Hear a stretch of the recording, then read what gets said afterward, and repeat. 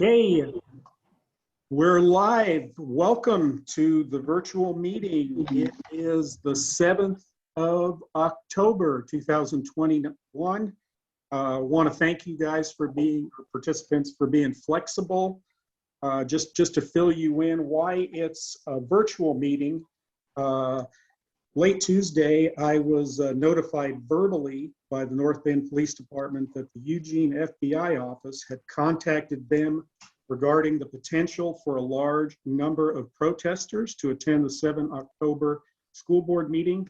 North Bend Police stated they are currently shorthanded if they were required to respond. Additionally, there was some recent and OSHA regarding 2 prior OSHA mass complaints at school board meetings, and informing the superintendent to restrict North Bend School District personnel participation for the meeting at the middle school.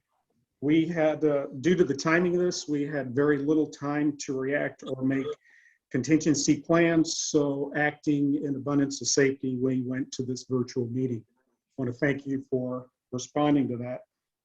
Okay, the next thing is the call to order, which I'm doing, and the flag pledge. And in the interest of simplicity, I've got a flag behind me here. I'll say the pledge for the benefit of everybody, and you guys don't all have to try to join in and match our words together. So I pledge allegiance to the flag of the United States of America and to the republic for which it stands, one nation, under God, indivisible, with liberty and justice for all. Thank you.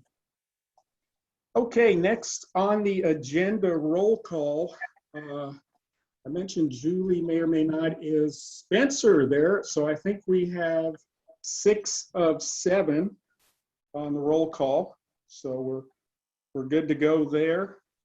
And so that's item 1. Item 2, approval of the agenda. Do I have a motion to approve the agenda? So moved. I do want to make a note that there was a last minute change to the consolidated action under surplus. There was some items listed that weren't actually for surplus that got included. And so there is an amended sheet in the surplus agenda. We can talk about that later in the meeting if you'd like, but that has been changed since you received the board package. Okay, probably some really good stuff.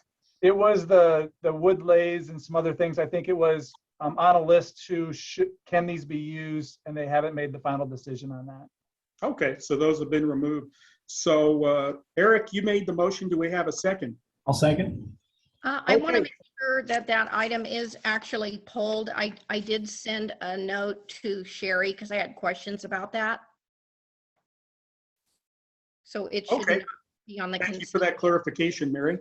Thank you. So, okay, all in favor of approval of the agenda? Ayes? Aye. Aye. Nays? None. Okay, the agenda is approved. Item 3, thank yous. The first one, Mac McSwain, donation of $250 for school supplies. Coos Head Food Co-op, donation of $108 from August Roundup for school supplies drive. And KDOC Radio, 8 boxes of school supplies. Thank those organizations for those donations. Okay, item 4, public participation. Of course, we'd love to be doing this in person. A little tougher to do in Zoom, but we can do that. So what we'll do is Sherry's managing people coming in, and essentially she'll let you in, and speakers 1 at a time. We ask that you limit your comments to 3 minutes. If more than one person will be addressing the same topic, we ask that you appoint a spokesperson to speak for the group. Speakers may also have objective criticism of school operations and programs, but the board will not hear comments regarding individual school personnel. So with that, Sherry, do we have a first public participation participant? Sammy Pearson. Okay. Thank you. Yes, my name is Sammy Pearson, North Bend resident. I just wanted to talk about the committee that the board has formed to examine the non-discrimination resolution. I would strongly suggest that the board participate in some education and training about equity and inclusion. There were all sorts of declarations made in the work session about equality and no one should have any advantages and some other interesting statements. Then the board made a decision to form a committee that directly contradicted that. The board demonstrated a classic case of systemic oppression by placing a disadvantage on groups of people by the board who has the power. You created a committee with 3 board members and only two members of all other groups. You used your power as a board to diminish others. Maybe you would have recognized that as should you take some training about equity and inclusion instead of just dismissing it because it makes people feel uncomfortable. Thank you. Thank you for your comments, Sammy. Sherry, next public participant. Juliana Selden.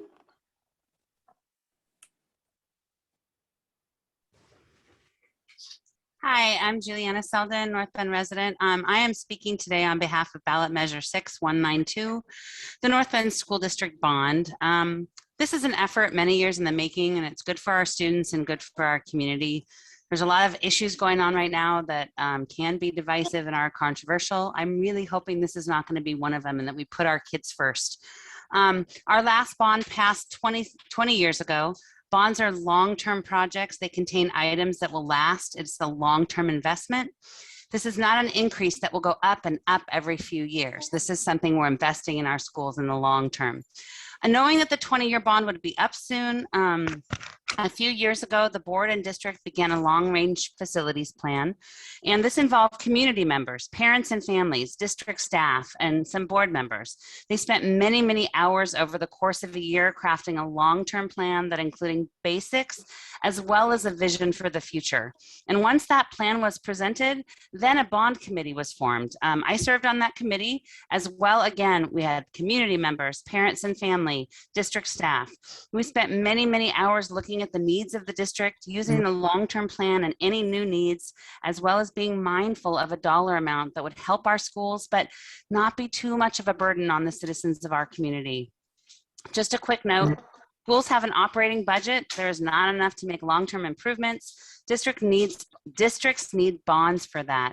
That's just how our system works in Oregon. Yes, that does make it tough on smaller, less advantaged communities like ours. However, the big benefit and advantage is that all the bond dollars can only be used in our district. This money can only be used for projects in the bond. It cannot be allocated other places. It is fiscally responsible and stays local. In addition, if the bond passes, the state has a grant which the school district has already won that will give the school district an additional $4 million of extra money that does not come directly from the residents of North Bend to assist in the many projects that need to be done. This bond will cost an average of 0.77 cents per $1,000 of an increase over what we already have. So what this means, if you have an assessed value home of $300,000, let's say, it means that your taxes will go up by $231 a year. That's less than $20 a month. This is not nothing. I totally understand this, but $20 seems not very much to spend when our children will benefit so greatly. I don't have children in the district anymore. I have no real vested interest in money for our schools. Would I like a little extra money in my pocket instead of an increase? Wouldn't anyone? But I also know I will vote for the bond because it's bigger than me. It's bigger than my family. It's taking care of our community. It's believing in something greater than me. This just helps everyone. Please keep our students safe and healthy, help modernize our facilities and enable our children to be prepared for today's world and make our community sustainable for all generations. Put our children first. Strong schools help build strong communities, which in turn helps us all. Thank you. Okay, thank you, Juliana. Next we have Adam. Hi, new to Zoom, so hope this all works out. Never done it before. Couple quotes I'd like to share. George Orwell said, "In a time of universal deceit, telling the truth is a revolutionary act. And Alexander Solzhenitsyn said, one thing everyone can do is not participate in the lie. Do not lie. I'm opposed to vaccine mandates. I think it's an unnecessary and awful burden to put upon the teachers across the country, not to mention, healthcare workers and first responders and policemen and so forth, and regular citizens, people in various industries.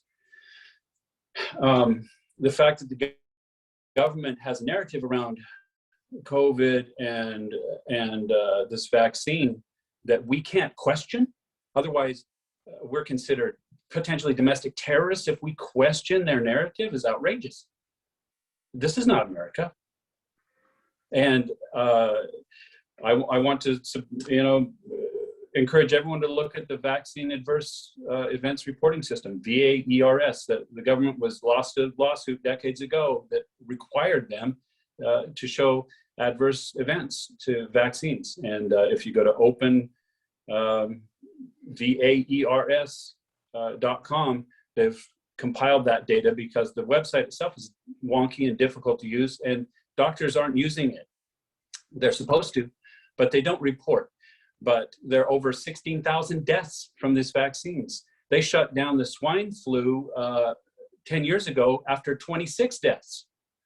It's not just deaths, but people with events. There are hundreds of thousands of adverse responses to this vaccine that send people to the hospitals, and many people have had their limbs amputated due to blood clots. People have had strokes, heart attacks, and survived a lot of these events. Some people there are reasons why people are choosing to distrust this experimental vaccine at this point. It hasn't gone through the testing. That's a misnomer. When they say it's FDA approved, it's FDA approved for experimental use at this point, or I forget, experimental, or it is experimental, but it's still in testing, and there's a lot of questions around it that make a lot of people feel uncomfortable. And the fact that we're being coerced into it by our government is sickening, and maybe literally sickening. So I feel like the American medical industrial complex is in bed with Big Pharma. Doctors can't question it, let alone other nurses or lower rung people in healthcare, because they'll be fired. They don't have free speech. And they say that's an outlier position, to say these sorts of things. Medical professionals at large disagree with. It's not true. If it's an outlier, it's because they're being shut down and censored and threatened. Their jobs are threatened, if they're to speak out. And I think it's just awful. And you shouldn't require it of your teachers. You should give them. The fact that they have to even ask for an exception is outrageous, but please give them the exceptions, whatever that means. It's not an exemption, apparently, a little minor change up in wording, but I assume that means you can change that exception at any moment you want to, but you should allow it. Okay, thank you, Adam. Thank you.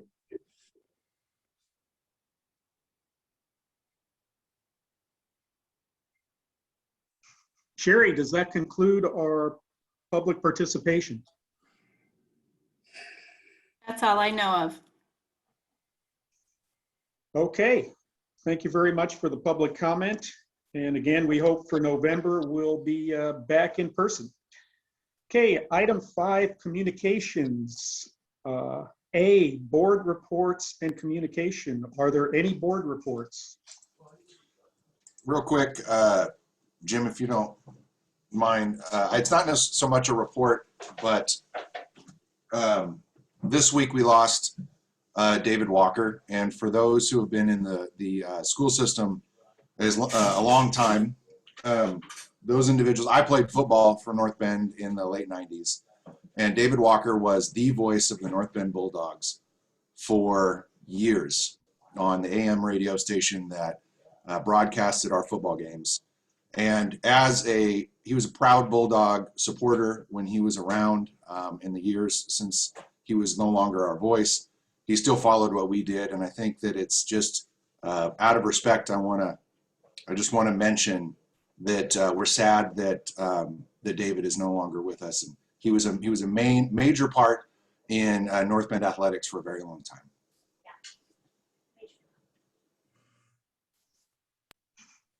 time. Jim, I've got a comment, if I could.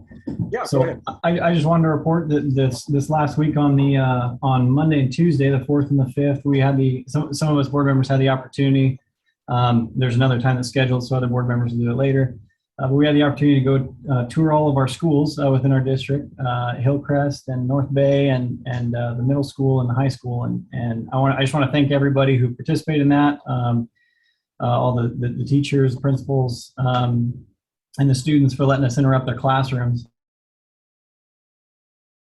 And even show us some things like in science class and everything. I thought it was really good. We were able to see the school in a different way, and what we're looking at when it comes to the bond. And I think that it's a really good time for us to go out for the bond, but I'm just really grateful for the opportunity to be able to go tour the school. So thank you to everybody who participated in that.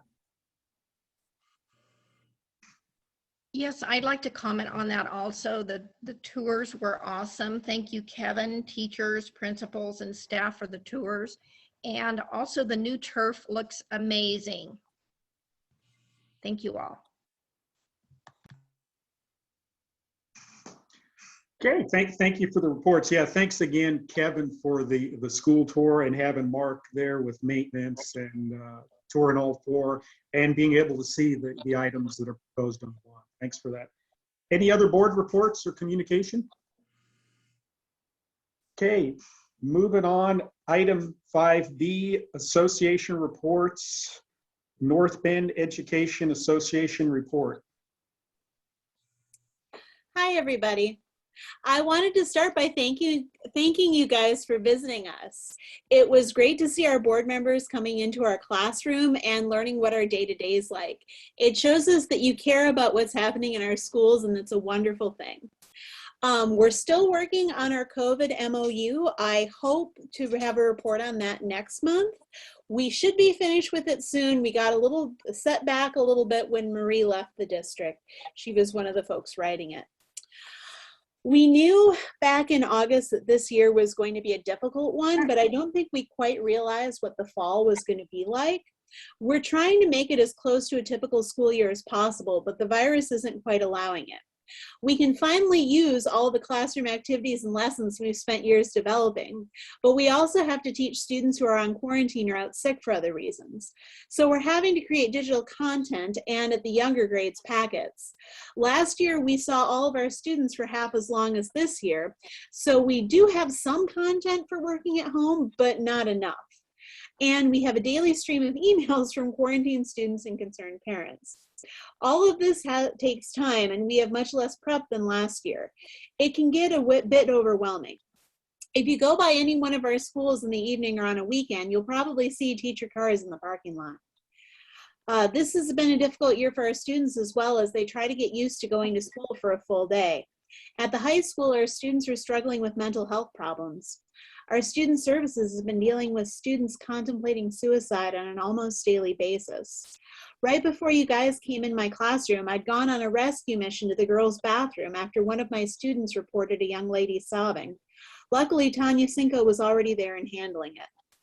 At the elementary school, students are losing focus as the day goes on, and their behaviors are worse in the PM than the AM.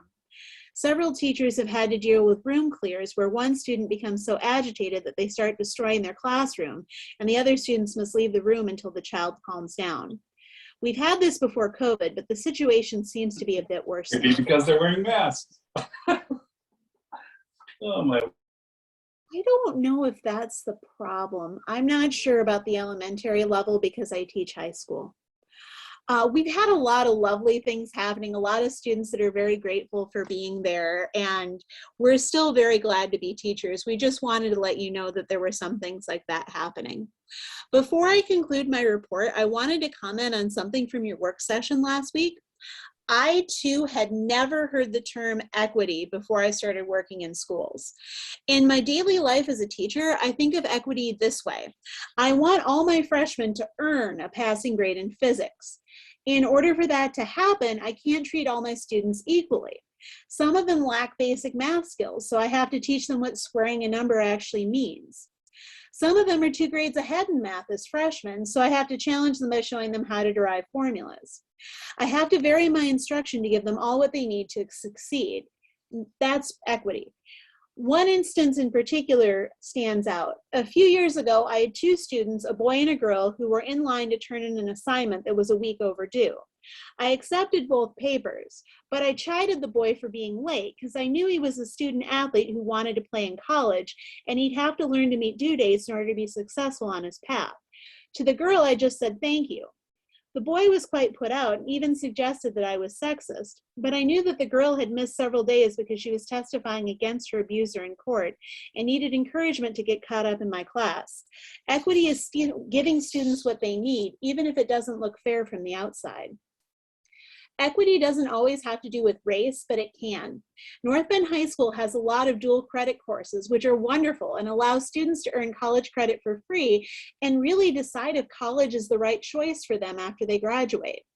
Our schools also offer workplace experience, an equally valuable thing, which allows students to get credits for having a job.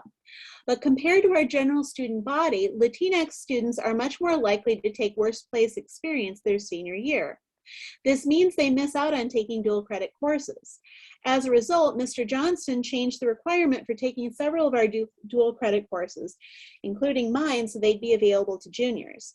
This increases our equity and gives Latinx students a chance to take both dual credit classes and work their senior year. I hope these examples help you and your committee as you revise your diversity and inclusion statement. Thank you for listening, guys. Okay, thank you, Christina. Okay, item 5C, Superintendent Report, Kevin Bogatin. Well, good evening. I want to start just by probably, if a lot of you saw that today, the Oregon Department of Education released their at-a-glance school and district profiles for 2021 school year. The at-a-glance school and district profiles have been streamlined and contain previously released graduation data for the class of 2020 and profiles for the 2021 school year, including student and teacher race and ethnicity, on-time graduation for the class of 2020, and college-going rates for the class of 2018. These reports have typically provided a quick and comprehensive way to evaluate our schools and measure the school district's impact on students. But due to the impact of the COVID-19 pandemic, the profiles released last year and this year do not include all the data that has previously been included. Districts across the state have had very low assessment participation rates and are not reflective of all students in the school. And the results should be just interpreted with some caution. The data for North Bend should be reviewed with a clear understanding that our district data is highly influenced by our Oregon Virtual Academy, which last year had nearly 2,900 students. For example, if you look at the on-time graduation for our district report, it shows that 59% of our students are graduating on time. If you go to the school reports, you'll see that North Bend High School has an on-time graduation rate of 84%. And Oregon Virtual Academy's on-time graduation is 45%. You'll hear the annual report tonight from Orva that will help provide some additional context to that data point. Finally, one of the newest measures, college going, that the state started collecting in 2019, shows that the North Bend School District has 66% of our students enrolling in 2 or 4 year colleges within a 16-month completion of high school, and that data was from 2018. That is above the state average of 62%. This is another piece of data that will be impacted for the classes of 2020 and 2021 as college going has been impacted by many factors. The district will share ongoing school-related data in the coming months as part of our ongoing goal process. Last spring, the Oregon legislature passed House Bill 2526, which formally declares the second Monday in October of each year to be designated as Indigenous Peoples Day. This official designation recognizes and acknowledges the traditional homelands of Oregon's 9 federally recognized tribal nations, as well as those of many Native Americans from tribal nations across the country, and express our commitment to ensuring greater access and opportunity for continued contributions by Indigenous people. Locally, the places we live, work, in southwestern Oregon is the home of ancestors of the Coquille Indian tribe and the Confederated Tribes of Coos, Lower Umpqua, and Siuslaw Indians.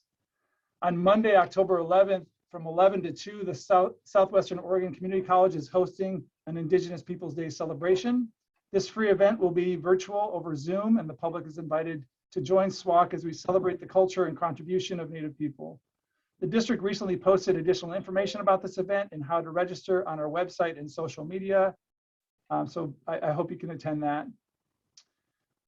We are less than 1 month away from the special district election in Coos County, which will be held on November 2nd, 2021. There are 2 measures on that ballot, including the North Bend School District bonds to increase safety, repair, update schools, and job training facilities. Voters should receive their ballot in the mail between October 15th and October 21st. I'm conducting 4 bond virtual Q&A sessions beginning next week.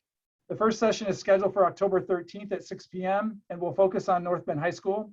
Parents, staff, and community members may attend any of these sessions, and each presentation will cover the overall big picture of the bond, but will generally be focused on that specific site. The other sessions will be Hillcrest Elementary on October 14th at 6 North Bay Elementary, October 19th at 6 p.m., and North Bend Middle School, October 20th at 6 p.m. Again, each session will be virtual. Links are available on our website and will be shared via social media. In addition, parents and staff at each of those locations will be invited to attend. And finally, today, I'm excited to announce that Vic Adams Field will be completed by Friday, October 15th for the homecoming football game versus Willamette High School. Game time is scheduled for 7 p.m. Our first soccer matches on that new field will be Monday, October 18th. Our girls team plays at 4 p.m. and the boys play at 6 p.m. And our OSAA 6th ranked volleyball team plays at Crater High School on Tuesday, but you can see them live and in person on Thursday, October 14th versus Ashland High School. We wish them the very best as they complete their final 6 contests before playoffs begin later this month. Go Bulldogs.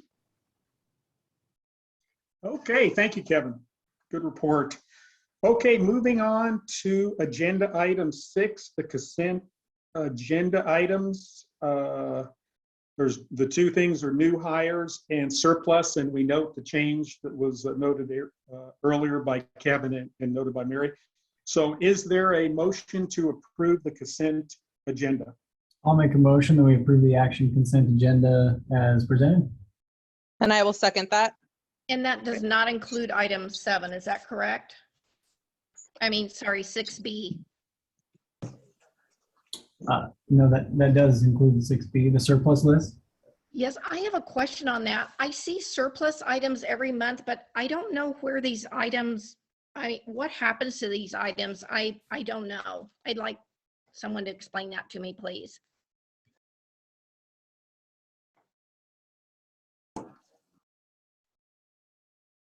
Kevin, can you field that one?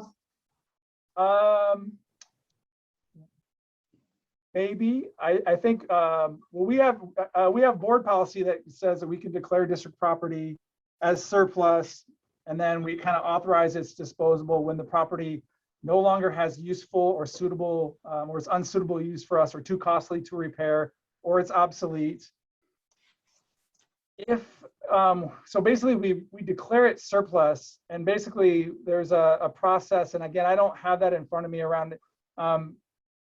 But ultimately you can, I think if you go to our website, there might be information, and Sherry or Mark might have to help me with this. But you basically submit a bid.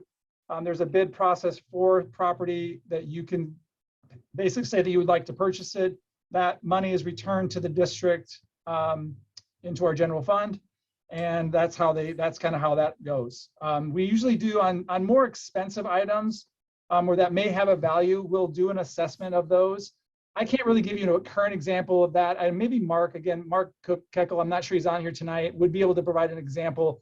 I think one of the things that was maybe recently surplus or was on there was a forklift.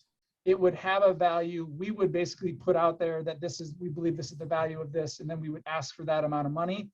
And if we don't get that, then I think we either come back or we make a different determination. I can't really recall. Again, there's not a lot of this. A lot of the things you'll see have kind of been determined, have either little or no like actual monetary value, but they do have maybe some personal value, some old furniture. you could argue it has furniture, but things that are 50 and 60 years old from a depreciation standpoint have no actual value in terms of like district. They have been fully depreciated. Does that kind of help? Yes, and then so are some items then donated if they're not sold or what have you? So they're either disposed of, they could be donated or disposed of in other ways. So some of it is really, if you probably saw some of the items, that are included on this are, some like full cabinets, file cabinets that are missing handles, they're banged up. They essentially still work, but I don't think anyone would want them like in terms of a donation, and so they ultimately get scrapped. Okay. So there's a little bit of both, that all that stuff happens. It's one of those areas that we really try to be careful on, especially we want a very open process, especially anything of value. If you probably were following any news earlier, I don't know, within the last year, a superintendent, there was some scrutiny over a used vehicle that the superintendent purchased. And that it ended up being kind of following by the book, but again, what it looks like from the public around, is this an open and very transparent process? And so we make efforts to do that as well. Okay, all right, thank you for the info. Yep.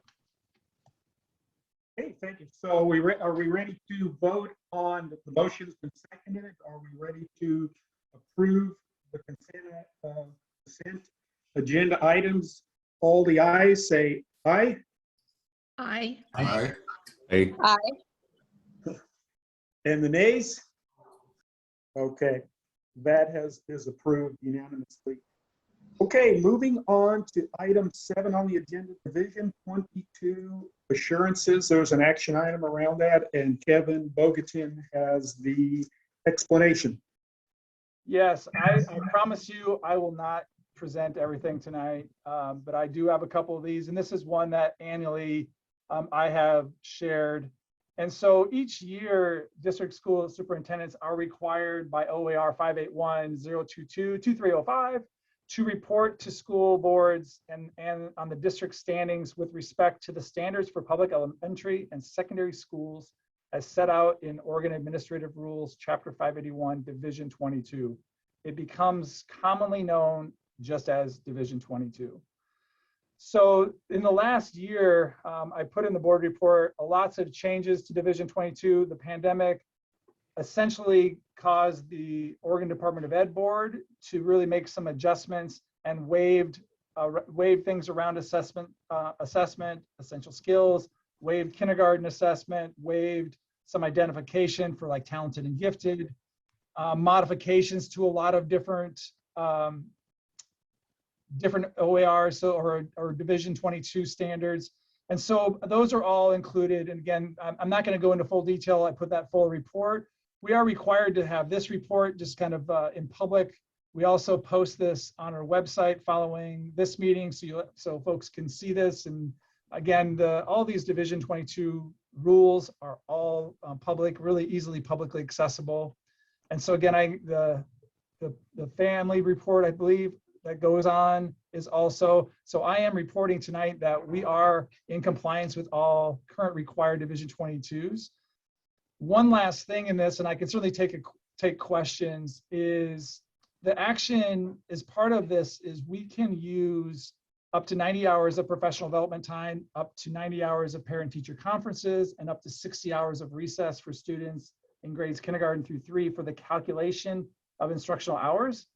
And so they ask us to, this is why this is an action item, not to really accept Division 22, but to approve annually using different hours to calculate our total hours that is part of Division 22. And so we don't really, again, I put this as the full needed amount for us to come into compliance under required hours for each level. We don't actually need all these. We have a schedule. I don't think I included the actual data, and I didn't bring that in front of me tonight, but we are in compliance with Division 22 without using all those hours, but we do use some to calculate. So parent conferences, some professional development, and then recess time at the younger levels, that some of that is included in our calculation. And so that does need to be approved annually.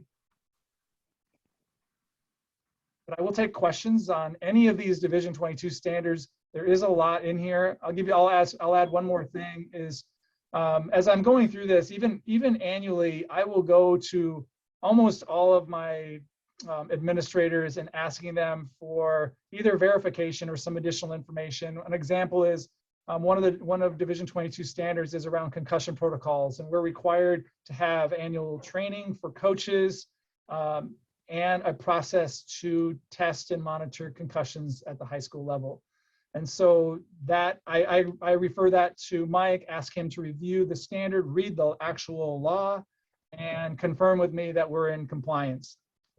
All of those things that kind of impact HR or impact sports, and again, same thing with assessment, testing. My staff refers to that and takes a look at that and confirms that we are in compliance. I don't really like some of the language that they have in there. The following rules were waived in their entirety, and they have those links. There's 3 of them there. Yeah. I haven't had time to like research all of those. There's a lot there. I don't know if I'm comfortable with that. That's not cool in my opinion.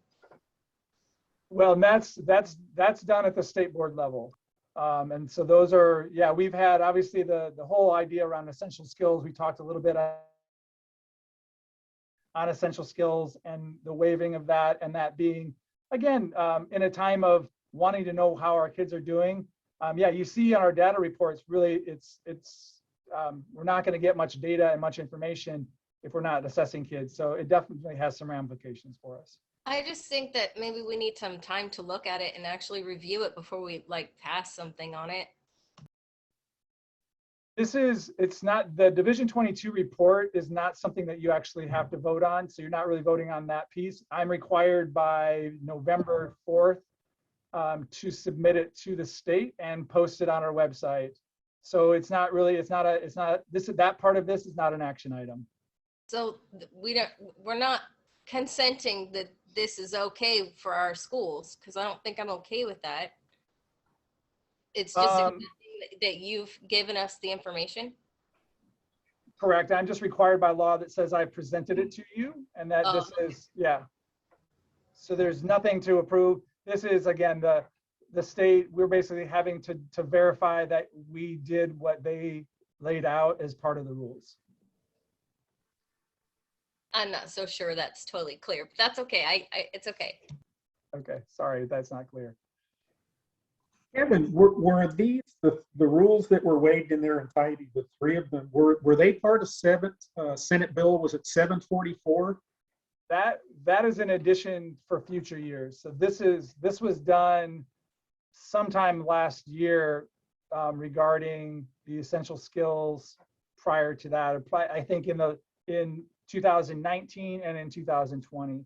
That more current bill is about the next 3 years of waiver of essential skills for some grade levels, not everybody. This waived it at one point for everybody. Okay. And you're saying this was for the 2020-21 school year? Because I also had that flag to talk about essential skills, the rules waived, and also reading about 60 hours of recess is calculated in instructional hours. That states that's for the 21-22 school year. Yeah, so usually we get the approval annually for the year ahead. Does that make, so we're always kind of in Division 22, you're always looking backwards. So it's not necessarily on what's happening this year, it's about what happened last year.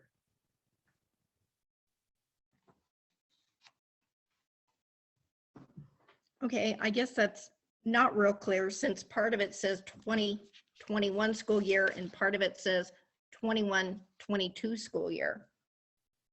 Yes, so this is a little, I agree with you, it is a little confusing, and they continue to sort of modify and change this, and more recently can change how we annually report on this. So I agree, yeah, some of it is confusing, and I apologize. I'll have to look Again, I'll take any questions you have, even offline, if there's, as you have a chance to look at this in more detail, any questions you have, certainly send them my way.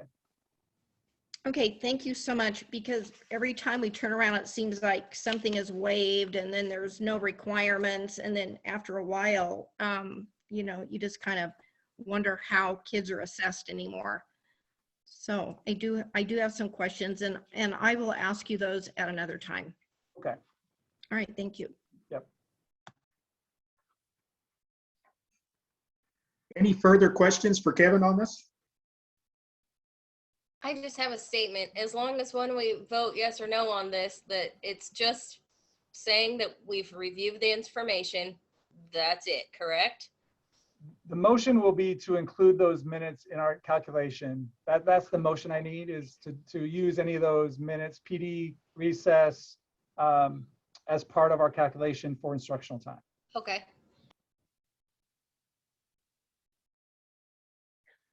Okay, is there a motion? So I move to authorize the district to include up to 90 hours of professional development time, up to 90 hours for parent-teacher conferences, up to 90 hours of recess for students in grades kindergarten through grade 3 for calculation of instructional hours. Second. Second, so we have a motion and a second. All in favor, say aye. Aye. All right. Aye. Nays? Okay. I Motion- abstain. Okay, thank you, Mary. Mary abstains. And I think everybody else was a yes, is that correct? Yes, okay. All right, with that, the motion passes for that. Next item is item 8, and I'm gonna butcher this last name, but I'll take a try at it. Diane, FCF scholarship planning, there's an action item around that. And Kevin, you have some of the details around that.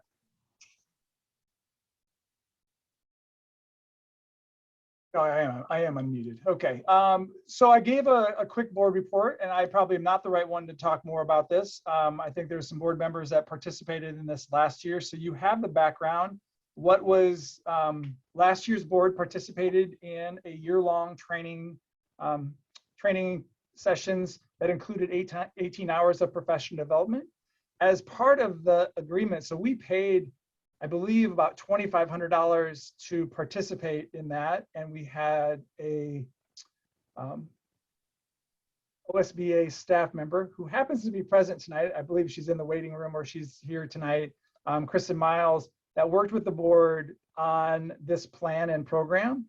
And at the end of that, the OSBA donates back $5,000 for the district to use in any way it seems that it wants for some type of scholarship. Last year's board, we got the money late spring. The board decided to not do anything because they felt like they wanted a longer process, allow students to maybe know that this was out there. And so we agreed to put this back on the agenda at about this time. And so there's $5,000 that's sitting in an account here at district office that could be used. And I put on here a couple different options that I recall that were talked about last year. And one was the North Bend Community Scholarship Fund. And again, there's some background information about that 501c3 that benefits North Bend high school graduates. So you could put it there, and I don't have a ton of information on that. Someone else might be able to help on that. The other one is just for you as a board to create your own criteria, your application process, timelines, selection, et cetera, and put out some dates about how you would do that and select that. That's pretty much the background. And so I'll turn it over to some other board members who obviously participated in that. I know there was a tiny bit of conversation about this last spring. I'll go ahead and say first of all, this was a fantastic opportunity for us as a board. And when you look at that return, yeah, it cost us $2,500, but to get a return of, to bring back 5,000, is a good thing. So, especially to bring it back to our students. So last year, I think Kevin was exactly right. We really kind of came down to these two different options. Where we could either create some sort of a scholarship with that $5,000 ourselves and develop the criteria, I personally like the idea of giving it to the North Bend Community Scholarship Fund because they developed the criteria. They already have that. They've done this for years, and I think that it would benefit a lot of students in need. And so that would be my thought, my opinion, and because then they've managed it before. They've done it tons of times. So I'd second everything Spencer just said. I think we've got a known quantity in the North Bend Foundation that's doing it constantly, and I think we give them that to continue. It's awesome that we've got that money, and I think it should go to someone that could already manage it. We don't need to take any time out of what we're already trying to accomplish to manage something when there's someone already there. Okay, good comments from both you guys. So would someone like to make a motion? And what I'm hearing is that motion would be around option 1. Is that correct? Yeah, I can make that motion. It'll be a little choppy, but I would move that we to give the money to the North Bend Community Scholarship Fund from the Diane. Oh, I'm going to butcher FCF Memorial Scholarship Program. Is there a I will go second? ahead and second that. Okay, Christina has second. That's good. A vote. All in favor, say aye. Aye. Aye. All in nays? So it passes unanimously that we have selected option 1 for that to be administered by the North Bend Community Scholarship Fund. Okay, item 9, non-discrimination committee information. I'll take that one. We had a work session on 30 September 2021.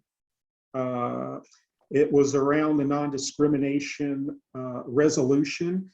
And it's what I would consider a crucial conversation. There was some differing opinions on what might be viewed as controversial topics. It was a very good meeting. It was 2 hours in length, the work session, and it was really the first time the board, this present board, got to sit down in what I would consider an informal setting with a small number of folks. I think we had 9 and have collegial conversations, so that part was good. What came out of it, and I'll read that. There's a 1-pager that'll be in the board, should be in board book, and I'll summarize it. But the background is that during the 30th September work session, the North Bend School District Board has recommended that a non-discrimination resolution committee be formed. The purpose of the committee is to provide input from North Bend School District personnel and parents/guardians for the development of a draft non-discrimination resolution. So we talked about what would be a good number of folks and have a good sampling of positions. So there was 3 board members, Julie Thies, Stephen Ryan, and Mary Schilling. And then we discussed it would be great to have 2 parents and / guardians, 2 North Bend School District teachers, 2 North Bend School District administrators, and 2 of the North Bend School District classified staff. Total of 11 people in the committee.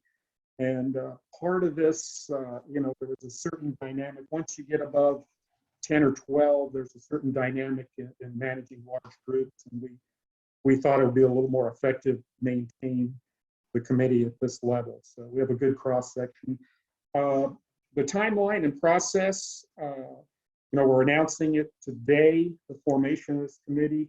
There is an application process for individuals who would like to participate. Board members developing the application, and it should be ready to be sent out by the end of the day tomorrow to North Bend School District staff and parents. And then the application is due back a week later on Friday, October 15th. The applicants will be selected by 3 North Bend School District members. The intent is for each position, 2 teachers to have capture a variety of perspectives. And then the first meeting would be a brainstorm session to provide input from the committee members. It'd be a facilitated meeting.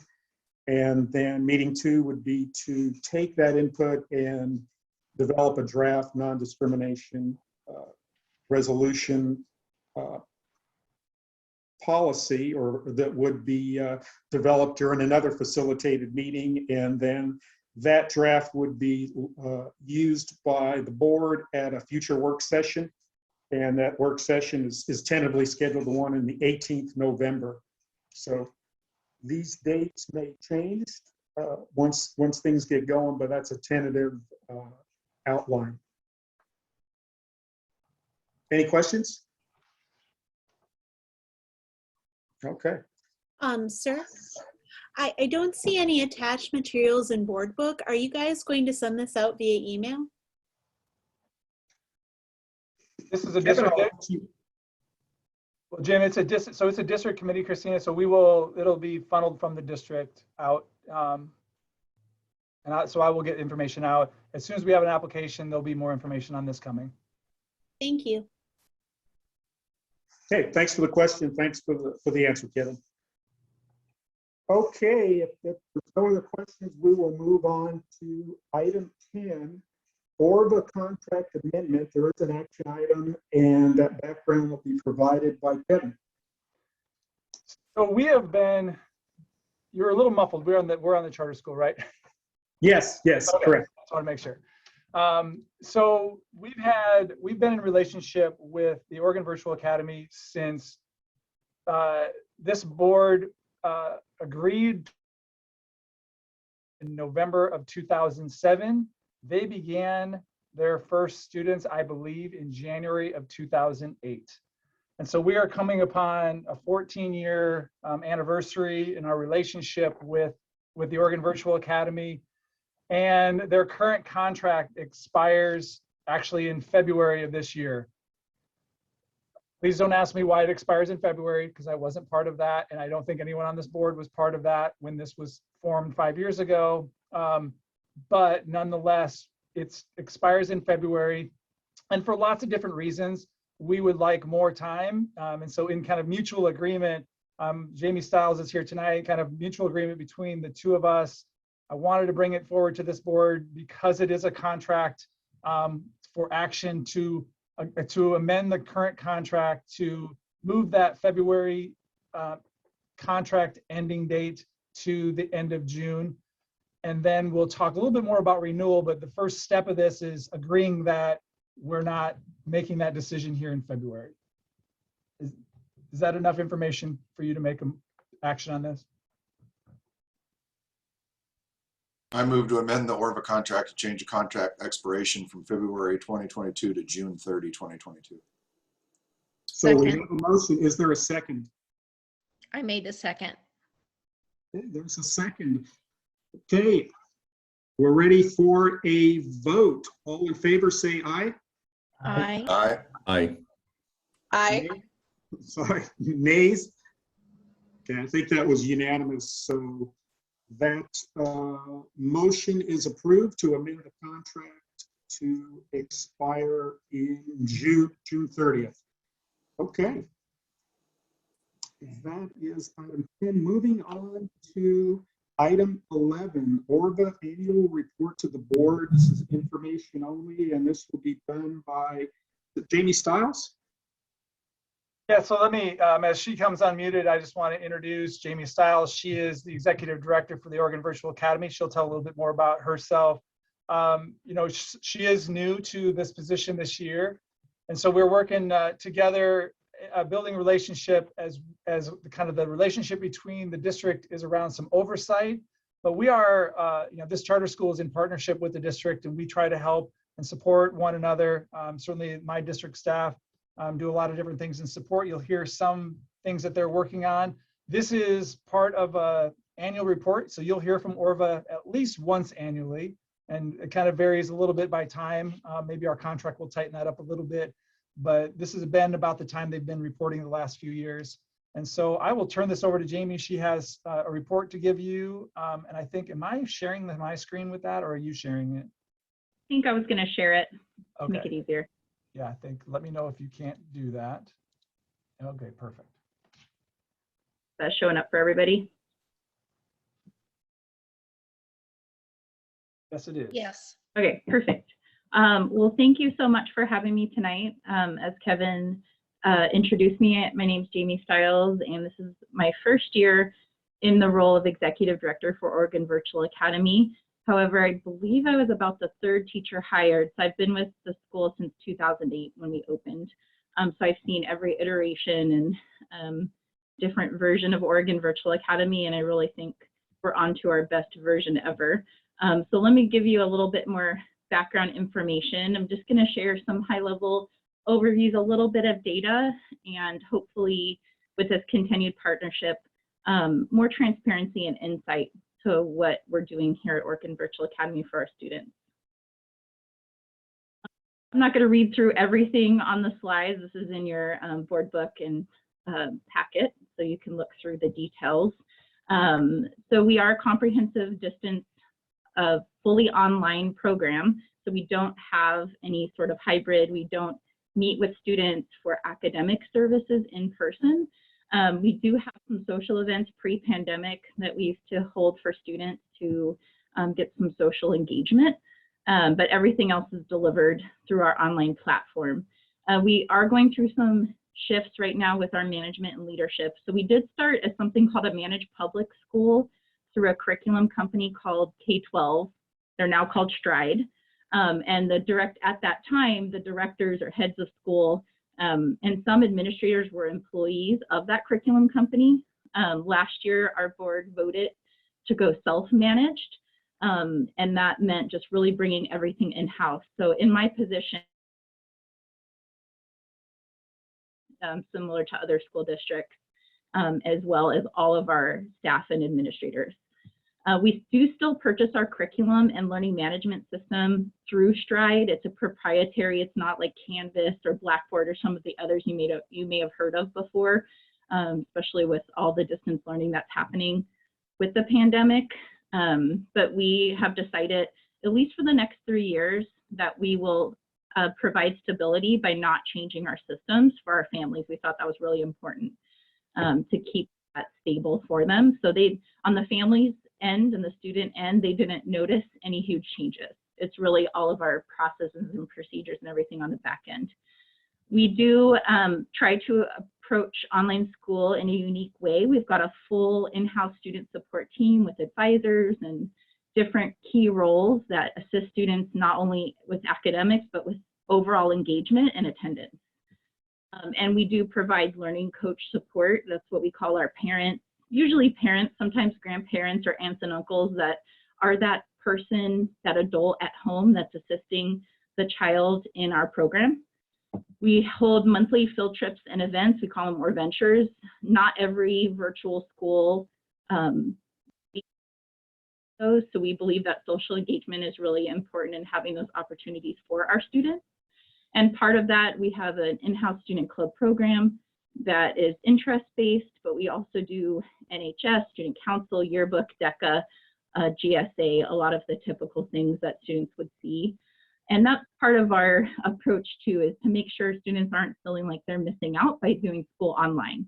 We still have picture days and proms and student IDs, and we're really trying to expand our dual credit program at the high school level and expanded options for those students. A little infographic here on our current numbers. So we're at about 2,000 students. This is our typical enrollment pre-pandemic. Last year, we had a huge rush and a bump in enrollment. We got as high as 3,400 students, but we're back down to our typical levels, and it seems to have stabilized there. And there's just a lot of options for students now across the state, to a lot of district-run virtual school options and different things for students to take part in. We do have 3 programs or buildings. We have a full elementary, middle, and high school, and you can see how the numbers break down. They're pretty even. Our high school is currently our biggest program. Last year is interesting, it kind of flipped with the pandemic, and elementary became our biggest program, but a lot of those students decided to return to brick and mortar because their parents returned to work in person and couldn't assist them in that online and that home learning environment anymore. Our special populations, this is our current breakdown. We've got about 15% special education students. The 58% free and reduced lunch, that's based on last year's data. We're currently in the process of getting ready to send out our free and reduced lunch forms to our students for this year. So that one's a little bit more of an estimate, but that is typical for our school. We fluctuate anywhere from about 43% to as high as 65% free and reduced lunch. We do have some tag students, McKinney-Vento and our EL learners. We've got around 148 staff members. I think we're down to 146 and a half right now. And those are comprised of certified general ed and special ed teachers. We do have our support team as well as a central office here down at on Virginia Avenue here in North Bend. And we do currently serve students from about 32 out of the 36 counties in Oregon. So we represent almost every county and have students coming from diverse areas. This is a little bit more about who we serve. The screenshot on the left, those are demographics from our last state report card, which last year was an adapted state report card. So this would be from the year that was previously published. But I wanted to highlight some of the kind of special populations of students that we serve that don't always necessarily show up on a snapshot of demographics or in the special groups that I just highlighted on the other screen. So we've got, communities from across the state, anywhere from very conservative communities to liberal communities to metro to rural. We really have a mix of everything. We often get students who are severely credit deficient that come to us, and that has been a difficulty trying to figure out how to serve them and get them across that finish line. Students from underserved populations, many students with foundational skills and in need of comprehensive interventions. We get middle schoolers that are still in a 3rd, 4th grade reading level, and finding out how to provide that support in an online environment is a challenge. We do tend to appeal to students with high anxiety or severe medical challenges that are not able to be in a brick and mortar environment, and this is a better option for them. Or students that were not challenged at their previous schools. So our K-5 program is a mastery-based program where students can progress faster. And then we work with our middle and high school students to give them options for more challenging coursework and life sessions. Students who've experienced severe bullying, that's another group of kids that we often serve. And then on the flip side, we have students from homes with highly involved parents that want to be in that partnership and be a part of that educational piece for their students and have more input. And then on the flip side, we have students that come to us without any adult support. We've had 5th and 6th graders that enroll, and they're really on their own all day long. And I don't know about you, but when I was a 6th grader, I don't know how responsible I was to do all my schoolwork if I didn't have a parent there. So we tried to kind of fill those gaps for those students as well. And then students who just need flexibility in their school day, whether they have different religious practices they participate in, or we've had some student athletes and actors before that just need to travel more often or have that flexibility. And then finally, we really have a large group of students who want to focus on their academics and limit those distractions that they would have in a brick and mortar school. So this at-a-glance profile, again, this is from 1819 because a report card to this variety was not put out for 1920. But this just kind of gives you a general overview.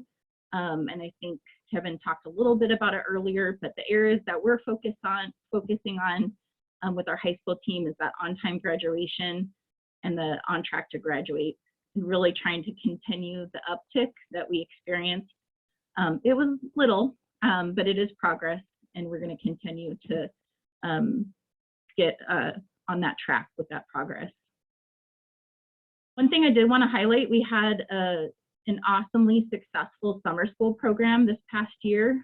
We had, I think it was almost 200 students participate at an 80% passing rate and collectively earned over 142 credits. and we were able to get 12 additional graduates over the summer to complete their requirements. That was a big win for our group. So who are we, our ORVA team? We're a group of talented and passionate educators and support staff that really do want to put students first. And we say that consistently in a lot of our messaging and meetings, that any decision we make, we really try to put student need at the forefront of that and put them first. So these are just some of the comments we've gotten over the years of families feeling like they're just in the right place for their students. I'm not going to go through all of the next group of slides with our organizational chart, but I wanted you all to have a picture of who these people are, the 147 or so people, and how that breaks down. So that's in there for your information of where we put those resources in. Some program highlights for you. So as a whole school, we really are proud of our club program, and we've added a full-time student activities coordinator to capitalize on just the payoff we're getting of students being more engaged in school, because the more they are engaged that way with the socialization and just feeling part of a school community, the better they usually do academically as well. We have a regular professional development series. We've trained a group of ORVA staff members to be poverty coaches, and they went to Dr. Donna Beagle. She's a local person that focuses on how to serve students in the crisis of poverty, and we have in-house coaches that put on regular professional development on how to better serve those students.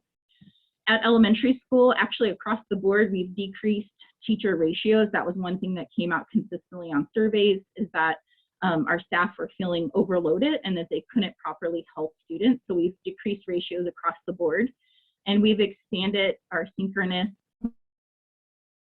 having a whole group, 45-minute sessions. We're really drilling down and bringing in groups of 10 to 20 students and addressing specific needs those groups have based on formative assessments and different in-house assessments that we do for our kids. We've expanded our elective options at middle school. The high school does have a trauma-informed attendance team. So not just, hounding kids, why didn't you attend school, but really finding out the why behind that and being trauma-informed on what are the barriers that are getting in the way of you being a regular attendant. And then the addition of our dual credit program. So we have in-house staff members in English and math that are teaching college level courses for students to get both college and high school credit at the same time in partnership. I believe it's Southwestern College, yeah. And then for special programs, we lower caseloads again, and we do have a program specialist at each grade band. So really allowing our staff to focus on the individual student and family and really making them feel valued and not just another number. And then at student support team, we've decreased and scaffolded advisor ratios to help with that 9th grade on track and the graduation rate. We have advisors that specifically work just with seniors or just with juniors and are highly trained in those areas to help those kids get where they need to be and be successful for the high school. So these next few slides, I'm not going to read through all of these as well. This was our kind of roll-up summary data at the end of last school year. So this kind of shows you why we pick certain things to focus on this year. And the boy, moi, and oi, that's our internal beginning of year, middle of year, end of year assessment and how our students participated in that and then how much growth we made. So focusing on that for elementary, middle school, and during connection calls, that piece is ensuring that all of our students get at least one phone call a month or more. So one would be the bare minimum, but making sure to have that consistent communication and connection to the home learning environment. We've cluster grouped at the middle school level to try and differentiate instruction more. We've added deans of students and instruction to help guide PLCs and teacher development. And then some high school highlights. I think I shared a lot of these already. So we're working on some new CTE pathways. We consistently survey our students and make sure we're investing our time and energy into CTE pathways that students are interested in.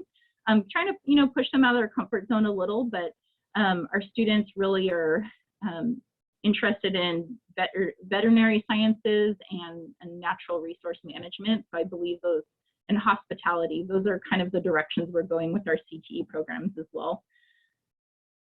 And then STAR 360, that's the name of our internal testing system that I referenced earlier. So this shows growth, participation, growth, and then specifically how our early elementary students are doing in K3. So there's some improvement that needs to happen, and this is really what's driving us to on what groups we need to focus on this coming school year. And we're using the same assessment.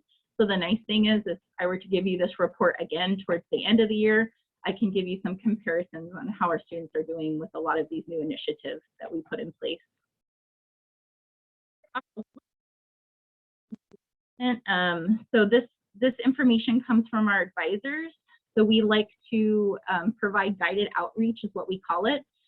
So we look at not only just student course passing rates, but how many times students are logging in. So we're trying to get that holistic view of how engaged students are in schools, in their school program. And we've saw some, you know, one of semester 2 last year on making those consistent connections and having, if you look down at the percentage of students, we were able to increase our students in the green zone, which were our students that are logging in, you know, 3 to 5 times a week. So daily, we really push that daily logging in, and that we're making progress on 100% of their courses. So we really saw some good improvement there. Family satisfaction. So in some of the areas, we did drop year over year, but had about an overall 73% satisfaction rate with our families. So we'll continue to poll our families, and they're a really good indicator for us on areas that could use more focus or things that need a little bit more of our attention. So we'll continue to check in with them as well and get that pulse check how they're feeling. And this is a little bit more about our culture. So the chart, our withdrawal rate is trending low year over year. So we're continually trying to improve the students that come to us and not really be that revolving door, that they come and they stay, and we keep them, and we're able to make consistent progress and build from year to year on what we're doing. And then always looking to increase those social opportunities. When we pull families when they leave, and we ask them, you know, their main reason for withdrawing, one of the areas was lack of socialization. So that's why we do try to highlight that piece and put some energy there. Some priorities for this coming year. So hoping to have a smooth transition of systems as a self-managed school. It's been a lot. There's a lot of pieces we're finding that need overhaul or need us to come up with new processes. We don't have that company anymore kind of running things for us, which is great because we can really bring that in-house and make best choices for our families and not based on a national model. Increased teacher support with focus on best practices with those deans and other professional development pieces that we're putting in place. Always looking at that grad rate in the 9th grade on track and continuously trying to improve that. Looking at some more flexible pathways. So right now we're getting into more detailed talks about how we can offer credit recovery and really help those students get what they need, to get the credits they need, and then enter back into the flow with their cohorts. And then we're going to put together a 5-year strategic plan. It's something that we haven't had before. We kind of tackled school improvement year to year on a very simple template. So it's going to be great to have an overarching plan with long-term goals. And then we'd love to be a more integral part of the communities that we serve. So starting to expand those community partnerships and bring people in. So really the path forward is all about consistency, accountability, and lastly, stability. So we've had a little bit, well, a lot of transition in the top leadership positions for many years at ORVA, and it's really hard to build on things when the top leadership is always changing. So my plan is to be here long term, and I want to build this program and really make it one of the best online options in the state. So I'm invested to see it through, and I plan to be here and build that consistency and stability for our staff. And then building programs and providing systems of support that give all students a chance for success, and then recruiting and retaining high quality staff, making sure we've got people that are not doing this because maybe it was their only choice, but they really are invested and they like teaching online. It is different. I think a lot of people found out in the pandemic that they either really liked it or they didn't like it. So finding those staff that thrive in that online environment and can pass that passion on to students and help them be successful. That's all I have. Thank you so much. Thanks, Jamie. I'll just add just a couple last things, and then I'm guessing there'll be some questions from the board. One thing is that, you know, Jamie would typically bring a little bit larger team. We agreed tonight that this would kind of be just more her show and just kind of sharing you some overview, partly because a little bit later this year, we are going to have public testimony, a public hearing as one of our board work sessions as part of the renewal process. And at that, she will be inviting parents and teachers and administrators and board members to really share their experience with ORVA as part of that process. So this was really about Jamie tonight, and then an overview of the school. And then the last thing I'll share is we are a part of House Bill 3499, which is a statewide educational plan focused on English language learners. So we are in partnership with ORVA with those grant funds and oversight over the next 4 years. And so we're kind of just beginning that focus. Our focus kind of has jointly is going to be focused on our secondary students. $125,000 that we'll be working together in the next month or so to develop some ideas, some outcomes, goals, and how to best utilize those resources that can serve kids in both of our districts. So a unique challenge that we'll have to work together on a very specific educational program that really the data is for both of us. So we're excited about that project as well. But I'll turn it over back to the board and questions, and Jim, I'll let you kind of guide that. Questions from the board for Jamie? Jamie, I've got two questions for you.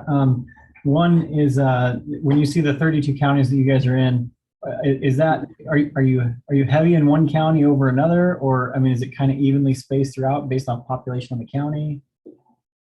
Largely based on that population. So of course, in the metro areas, Portland, Salem, Eugene, we have higher concentrate. In Bend, we have higher concentrations of students, and then they're kind of sporadically sprinkled, but it does kind of follow the general population in different areas. Okay, no, that's good to know. And then the other one is just more for my curiosity, is how in the world do you do a homecoming dance and things? Do you just find a general location and go to it, or are we dancing with our iPad? Oh no, we tried that last year. Not quite fun. It was not the best thing ever. So we did hold a prom in the Portland area. So for our big events, we used to have an open house as well with up to 600 participants.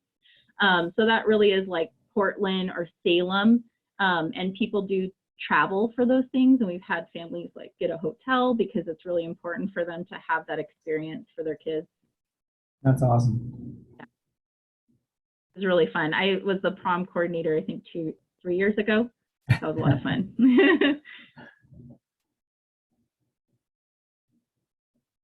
Further questions for Jamie? Jamie, thank you so much for the information. I have a lot to learn, but this is a great start. Thank you again. Yeah, was happy. I gotta say, Jim, I'm impressed with the metrics page, and I get all the metrics you gather. And I think it's probably easier when you're doing online learning, but I'm a metrics guy. I'm used to having that all through my career. So quite a good suite of metrics you have there. It makes it very transparent and, easy to follow. Exactly. Thank you.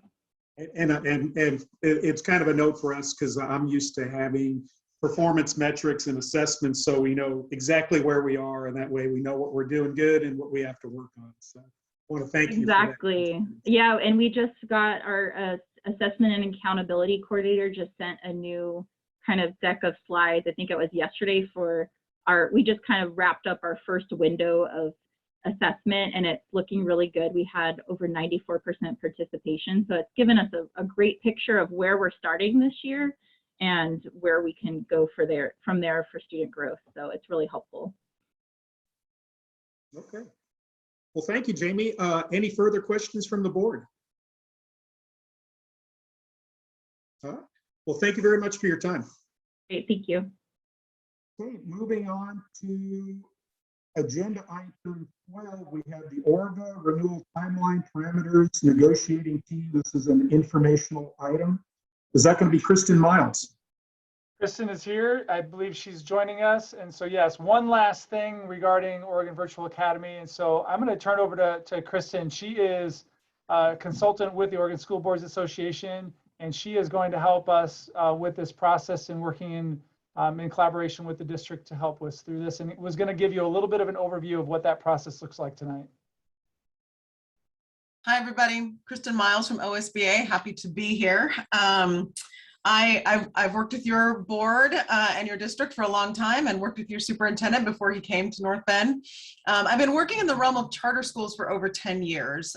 For those of you who don't know me, prior to coming to OSBA, I was the director of the charter schools program at Portland Public Schools and oversaw 9 schools during that time, which was kind of like the size of a medium district in Oregon, about 2,000 kids.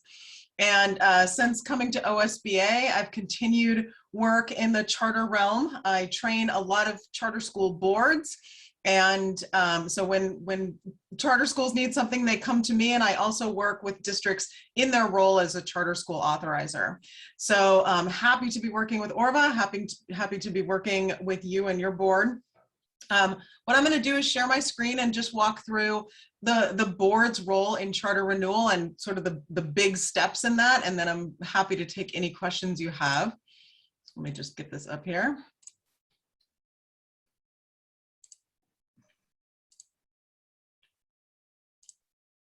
There we go. Okay. You're not supposed to see this chart. It's a great way to start a presentation, right? What all this is meant to show you is that the renewal process is it can be very complex. And actually ODE came out with this chart way back when I was at PPS, and it shows the various paths that renewal can take. Anyway, so most of the time it's pretty simple and just follows that top line. It can get a little squirrely, but usually not. So charter school renewal is guided by charter school statute, which is ORS 338. And the renewal section is ORS 338-065. And so the main components of that part of the law are these. First, the district, this is the district's role. The district will receive a charter school renewal request. And as per the law, the charter school has to request or state its intent to renew at least 180 days prior to the expiration of its contract. So part of the reason to get out of that February date is so that the contract lines up with the beginning and the end of the year. What's very typical is that a charter school contract will end June 30 and start then on July 1. And so the ask for renewal would be January 1, typically. Then the district has to hold a public hearing regarding the charter renewal within 45 days of the request. The third step is that the board would need to renew the charter or state reasons for denial within 30 days of the hearing. We're going to go over what reasons those can be. The next step is to negotiate a new contract, and that is supposed to happen within 90 days of the renewal decision. And if for whatever reason the board chose to deny the renewal, the rest of that chart that you saw is a whole appeals process where it would go to the state, they would look at it, they might remand it to you for reconsideration. So step number 5 doesn't usually happen. It has in the past in my experience, but if that were to happen, you would still need to go through a decision-making process of either approving or denying any remanded renewals. So I'm going to dig a little deeper into this. One thing I want to say, and this may be on one of my other slides, is that unlike the charter school application process, where if you needed to or wanted to flex any of the timelines, you would need to go through the State Board of Ed for a waiver of the law. None of that has to happen in renewal. You just have to have a joint agreement with the charter school to change some of these timelines. So I'll get into that a little later, I think. So here's the renewal criteria that's in statute. And this is all just legal language taken straight from statute. So this is what the board can consider, and the only criteria that it can consider when determining whether to approve a renewal or deny it. A is the charter school in compliance with ORS 338 and then all other applicable state and federal laws that it has to follow. Some of those are also listed in ORS 338 and some are not. We wish that the list was comprehensive. It's not, but the major ones are in there. Then is the charter school in compliance with the charter, with their contract? Are they meeting or working toward meeting the student performance goals and agreements that are in the contract or any other written agreements? And that often includes corrective action plans or some other type of agreement.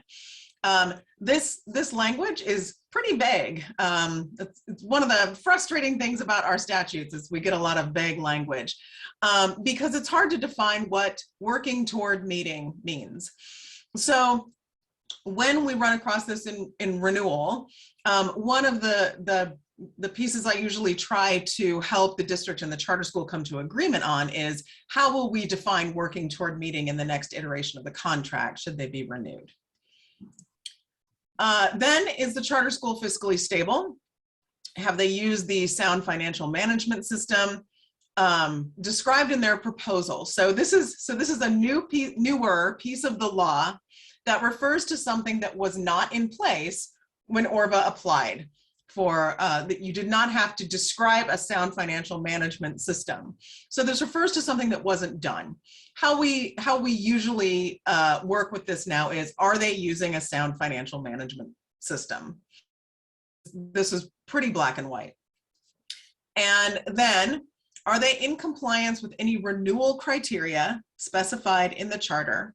And then the final section of this is not criteria, but it says that you'll base your renewal on the review of their annual performance reports, their annual municipal audit, your annual site visit, which looks different in a virtual environment, and the review of their program and any other information that may be in the contract.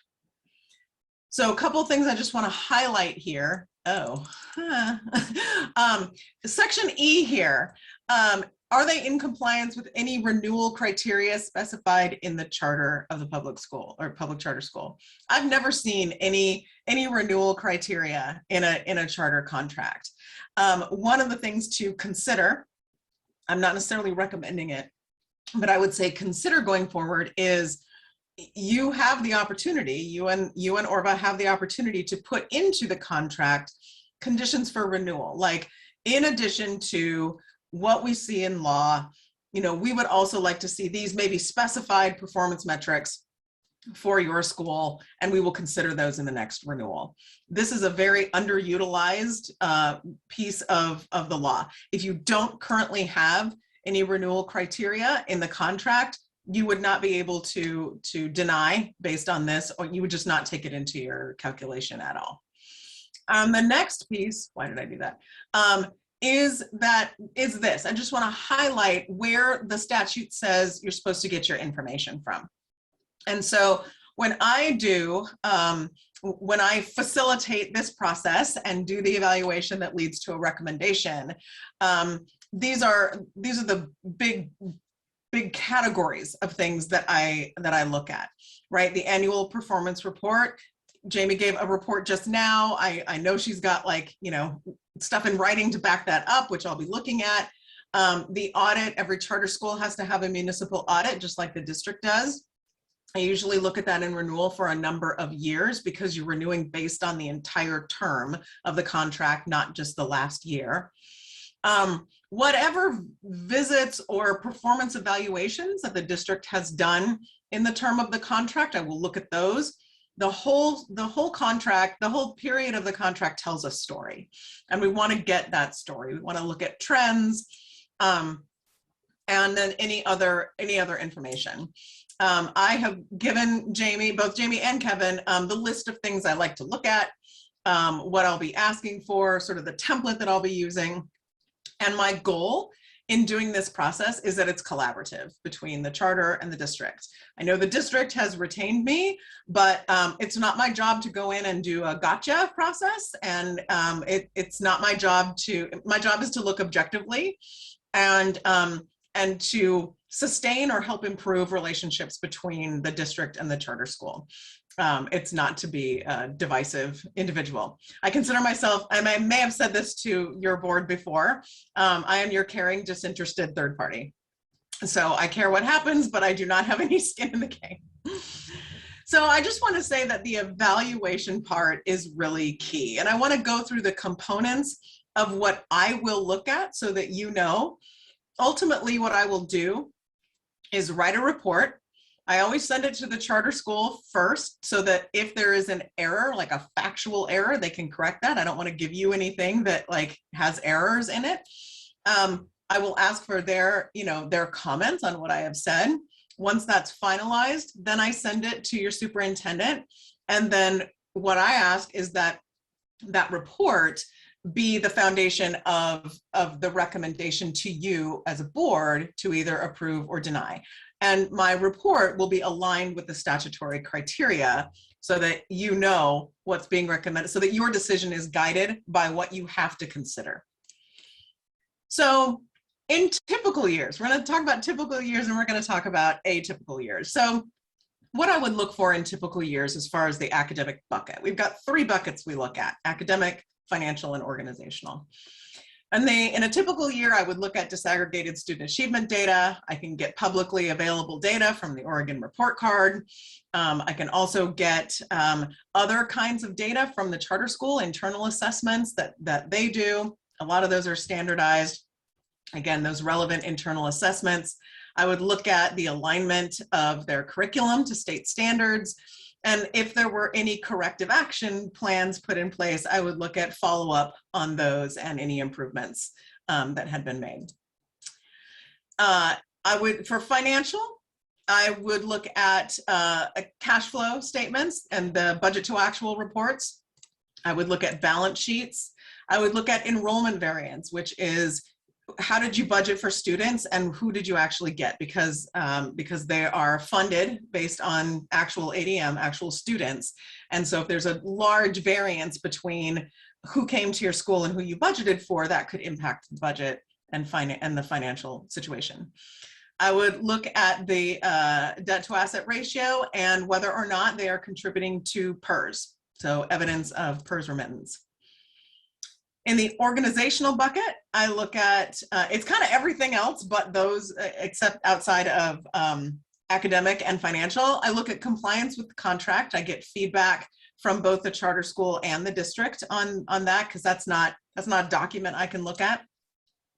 I do look at instructional time and actually add up the instructional hours that are provided by the charter school to students. It looks a little bit different in virtual schools, which I take into account. Charter schools have to serve students who are English language learners, and so I look at their plan to do so. Whether or not the director is or executive director is evaluated by the board, I look at that. I always go through TSBC and look at teacher qualifications because there are requirements for those. I ensure that the charter school has sufficient insurance. and then I look for evidence that they are following public meeting laws, because all of those apply to charter schools. So this is a non-typical year. In fact, these last 2 years have been non-typical years, and they probably will be for a little while. And so in a non-typical year, what I will tell you is that it's more about qualitative data than quantitative. And I think, as you all know as a board, you are likely measuring success differently right now. And for the last couple of years, I was listening to Kevin talk about Division 22 reports, and ODE is sort of allowing and disallowing certain things. And it's different right now. And we can't get all of the information we used to. And even if we could, we would expect it to be really different. So as far as the academic bucket goes, in a non-typical year, I would focus more on student impact. How did the charter school continue to impact students, either positively or negatively, during the last couple of years? I will ask them about how they engaged the community and families. Still the question is, how do you know that your kids are learning, even in the CDL all the time, but so it may be a little different for Orva, but given that the pandemic affected and continues to affect everybody, how are they using their internal assessments to know that kids are still learning? And then if there was school redesign, what did they do? What was the quality of that redesign in the last couple of years? So really looking more at the story of the school, and what can you tell me that you have done to continue to make a positive impact on students during this time? That's the academic bucket. Still, I believe that the financial and organizational considerations should remain the same. While finances may have changed, there are still requirements for the financial system. They still have to have an audit. You still can't operate, in the red or face financial decline to the extent that you would close. And then all of the laws that apply to charter schools still apply. So the public meetings laws, public records laws, serving students on ELL plans, all of that stuff still applies. So I would hold that to the same standard, but we will be looking at academic progress pretty differently. So just a couple of other considerations with renewal. Again, timeline extensions for any piece of this do not require a waiver from the state board. I will always, and I may have had this conversation with Jamie already. If I haven't, I will. The charter school in renewal should make it very clear. If they want something big in the next contract or want something big changed, I ask that they make that abundantly clear. The board cannot use that as criteria for approval or denial, but it's really important that the board knows what the contract might look like not after it's executed, but after it's negotiated. And so a couple of examples of that I have run into over the years, and why I modified my practice as I learned. I have been in the position of getting a charter school through renewal, and then in contract negotiations being asked, well, we'd like 150 more students, which the board did not know about. The other piece is if there are financial or other considerations like asking for more funding, that needs to also be shared in the renewal process. Those are the two big ones, money and students. Again, may not apply, but if there are big things that the charter school is intending to ask for, that should come up before the contract is executed. Another piece in charter law, so it says that we have to have a contract negotiated within 90 days of approval. However, sometimes it doesn't happen. Usually it does, but sometimes it doesn't, or we get close. Charter law now says if you don't have it negotiated within 90 days, the old contract just stays in place until the new one is negotiated. So it's not like the charter school would suddenly close or end if for some reason we took more than the 90 days to get that contract in place. It is best practice, and it is my advocation that the public hearing is more than just testimony. So you can set up a public hearing on the renewal however you'd like. There's no guidance in law as to what that's supposed to look like. It just means that you have to open a forum to the public to speak on the charter school's renewal. How I have suggested that both boards and charter schools use this time better in the past is that the charter school should have an opportunity to present. Although I know Jamie did that tonight, that may be sufficient for all of your purposes.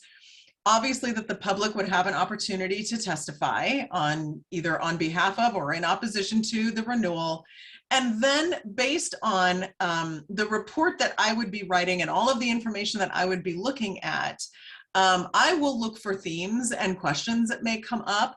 I recommend that the district board and the charter school have some dialogue and have some Q&A. If there are things that have come up in my evaluation, let's talk about those at the hearing. Let me give those questions to both the charter school and the district so that you can have dialogue about that, and those questions can be answered.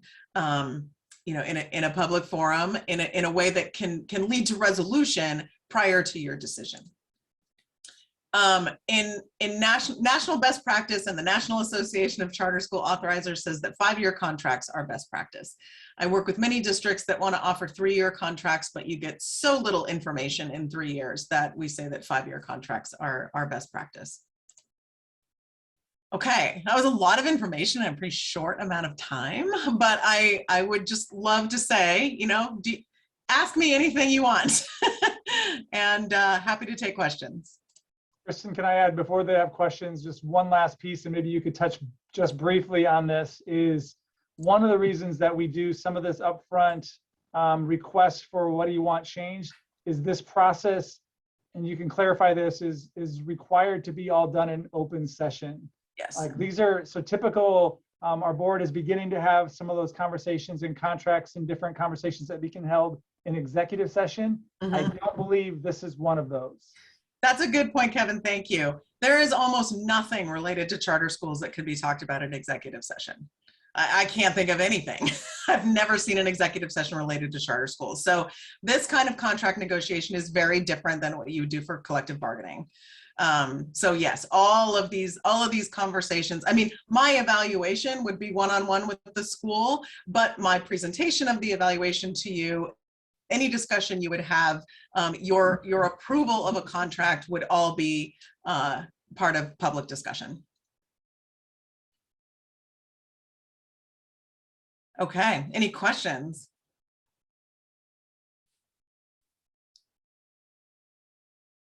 Do you have an estimated contract value for a 5-year contract, or a range of what it might be?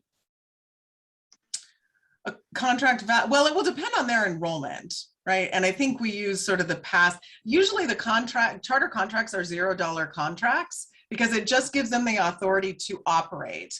And then you pay them based on state school funding and their actual enrollment.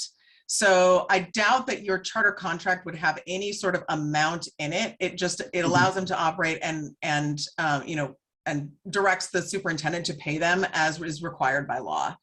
And I don't know like what the budget would be for a year in your district. I mean, that would certainly be part of the financial, that would be part of budgeting and the financial disclosures. Okay, thank you, Kristen. Any other questions for Kristen from the board? So timeline, just to help me understand. So we would meet maybe beginning of the year or something like that. Is that? I can answer that. So our tentative, we've scheduled the Oregon Virtual Academy public hearing for January 20th.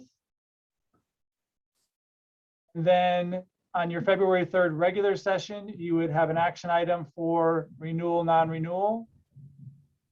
And then we would, after February 3rd, we would negotiate, assuming you voted to renew, we would do contract negotiations and most likely bring back a contract as early as March. And we're kind of guessing that we'll be able to do this in less than 90 days. So March or April, you would get a contract back for the full board to review. Okay, perfect. Thank you.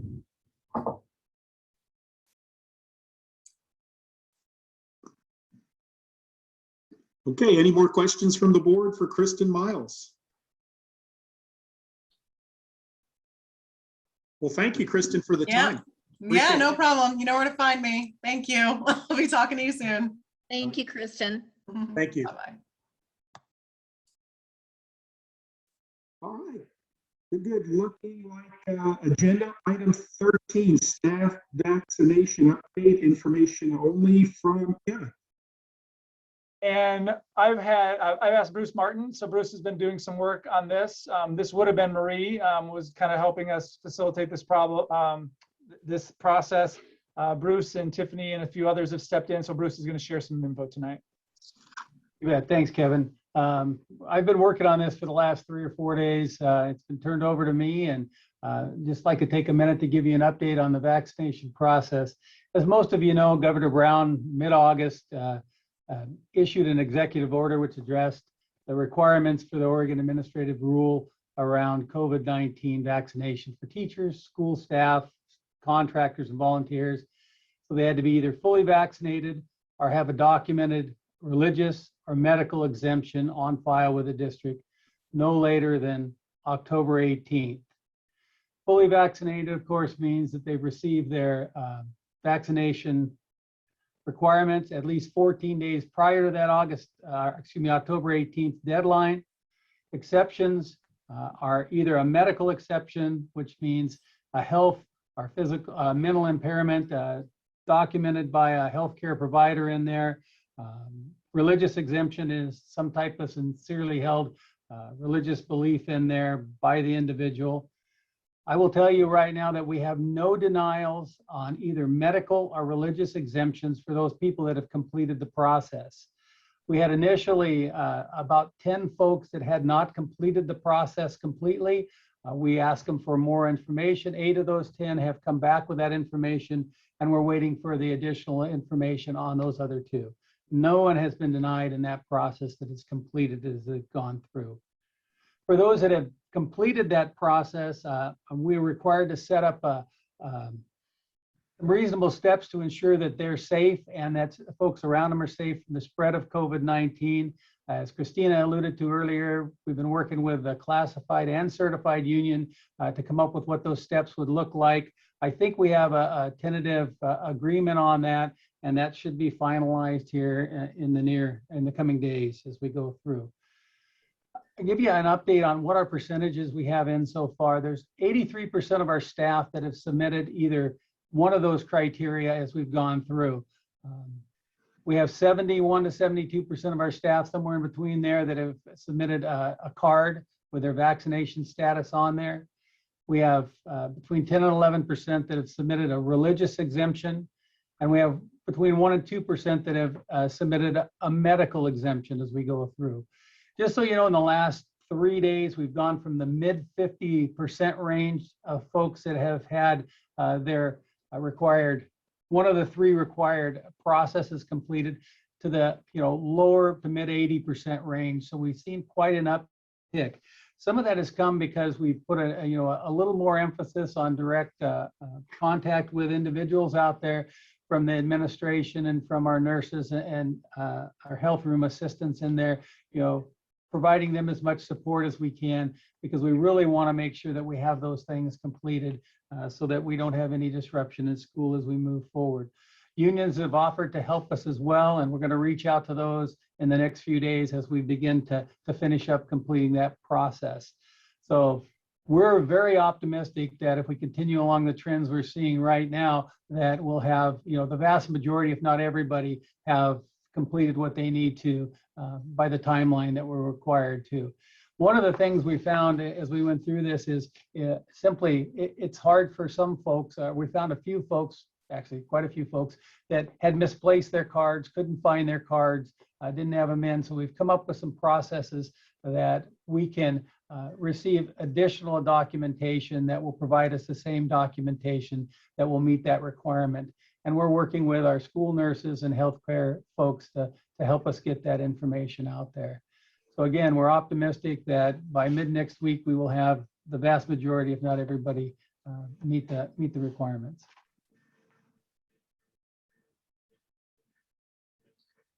Bruce, thanks for that. You gave the percentages. Do you happen to have the numbers on the religious and medical exemptions requested? I believe we have approved right now. We're in the mid 30s on the religious exemption. And I believe we're somewhere around, we're under 10 on the medical exemptions. I think we're 4 or 5, 6, somewhere in there on medical exemptions. We do have a couple still pending out there, and I understand we have a couple more that are going to come in, and we've talked to people. They're still in process of putting some of those things together, and we're offering them as much support as we can in all the areas to make sure that they get that in. Okay, thanks for that. And are you able to share with us the reasonable accommodation that has, I think I can. Kevin, tentative agreement, can I share those as you go through? I did, and I actually, you probably didn't get a chance to do it. I did attach, or I think there is an attachment in your board book that covers a little bit of what Bruce shared and more written, but he'll share it here tonight as well. I know, and I haven't been directly part of this process, but it's been shared with us.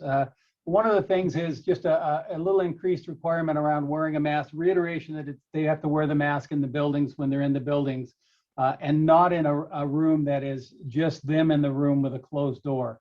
And that's pretty much policy for everybody in there. Eating is a requirement that's a little bit different, and this was negotiated with the unions. We go through that eating in common areas with everybody else where the masks have to come off. We'd ask them to eat either in that room that doesn't have other folks in it, or a spot that is outside by themselves, and not by themselves, but distanced appropriately out there. They also have to they're required to enroll in a weekly testing program through the Oregon Health Authority and submit the results to the district. And then if they take a sick day out there, they're required to, when they come back in, have some type of a rapid test when they come back in, and then a test a few days after they return to work. I think it's 4 days after they return to work, if I remember correctly in there. Again, was negotiated with the unions as they went through. and that weekly testing is paid for by? Well, I think we have it on site, if I remember correctly, in most of the buildings, if not all. The weekly testing is paid completely by Oregon Health Authority, Department of Ed, and something with the University of Oregon. Yeah, the rapid testing is on site as they come back in, and they're tested after that. Okay. Well, good. Just to summarize the numbers, so if we have the mid-30s and then under 10, say that's 5. So we're looking at about 40 people altogether, plus or minus. So 40 people, excuse me, Jim, 40 people what now? Or, I thought it was like mid-30s for the numbers of, about 35 that took the religious. Yeah. I'm just assuming it's 5 for the about medical. 40, 35 to 40 in there, yeah. So do we have a sense, or do we know, is there any other step in the approval process with the state where something might not be approved, or is it going to sail on through, or do we know that? We're required to have them on file in the district, and we're the final approver in that. Are the religious and medical exceptions in here? We're the ones that are the final approvers on it, as long as they've met the process that we go through and are required to meet that the state has outlined. Okay. Great. I'm greatly encouraged because if we were to have lost 40 people, that would limit what we can do. Essentially, I think it would cause a great strain on our organization. I agree 100%. I think right now we have about 60 people that we're still waiting for information on. I've talked to quite a few of those, probably 20 of those recently, and they've reiterated to me that they've got the information. They just need to get it to us. I don't know about the others, but most everybody I talked to has said they just need to get the information in. So either they've got to find their card or they've got to finish their form if they're waiting for a form to do that. So again, we're optimistic that we can do that as we move forward, and we certainly hope to do that. Good. Thank you for the good overview. Any questions from the board?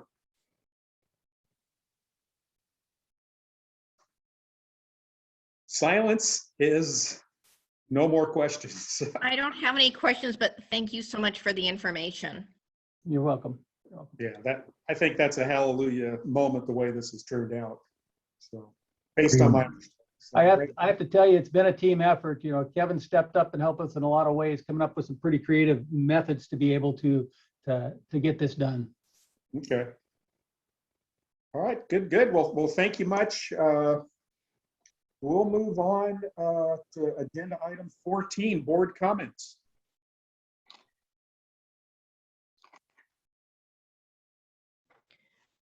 I sent kind of a late letter to Sherry to share with Kevin, so I'm not sure what all he has been able to handle getting information back to me.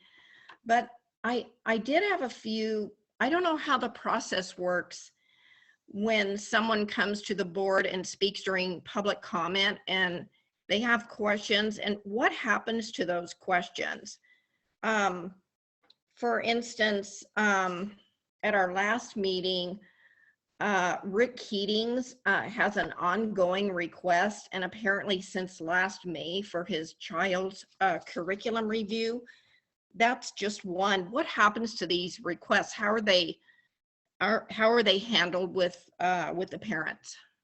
So typically these are public comment and they do not require any action by the district unless the board would direct me to do something. So I would say generally all the comments that you have heard up to this point, there would be no action taken and no action required. That is not part of our process. So it is public comment. It is not public like direction of anything. So the public can't direct our principals or me or anybody else to do any kind of additional work. So I think that's just be clear about that process of public comment is truly just that, is comments to the board.